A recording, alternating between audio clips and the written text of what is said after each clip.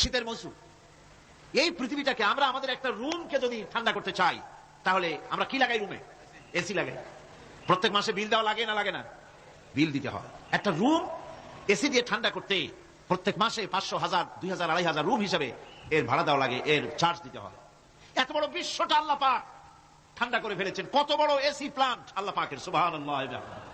কত বড় এসি আল্লাহ ছেড়ে দিয়েছেন এখন ঠান্ডায়। মানুষ এখানে তো মানুষে গরম লাগে, সেই গরমে আপনারা আরাম পাচ্ছেন, গায়ের জামা টামা খুলে ফেলাইছেন, ঠিক কিনা? মানুষের গরমে একটা গরম।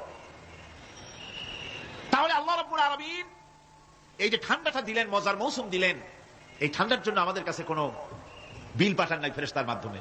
শীতকালকে পরে ফেরেশতারা কি বিল নিয়ে আসছে নাকি, যে শীতের মৌসুমে যে ঠান্ডা উপভোগ করেছো এটার জন্য বিল দিতে হবে? এবার দেখেন সূর্যের তাপ।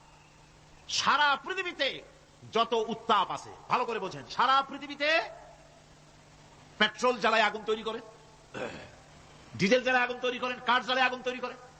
পৃথিবীর মানুষের হাতে আগুন জ্বালাবার, উত্তাপ সৃষ্টি করার যত রকমের টেকনোলজি আছে, সব যদি একত্রিত করা হয়, সূর্য প্রতি সেকেন্ডে যে তাপ বিকিরণ করে পৃথিবীর জন্য, সারা পৃথিবীর সমস্ত মানুষ এক জায়গায় হইয়া কিয়ামত পর্যন্ত প্রচেষ্টা করিও ওই 1 সেকেন্ডের তাপ তৈরি করতে পারবে?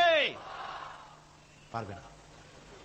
শুধু আল্লাহ রাব্বুল আলামিন তিনি বিরাট নিয়ামত রেখেছেন সব জিনিসের মধ্যে। এই নিয়ামতগুলি বুঝতে, এগুলি বুঝতে হবে। এই জন্য আল্লাহ রাব্বুল আলামিনের নবী বলেছেন, আল্লাহর সৃষ্টি জগতের উপরে, তার সৃষ্টি নৈপুণ্যতার উপরে কেউ যদি গবেষণা করে, চিন্তা করে 1 ঘন্টা, আল্লাহ পাক তার আমলনামায় 60 বছরের নফল ইবাদতের সওয়াব লিখে দিবেন।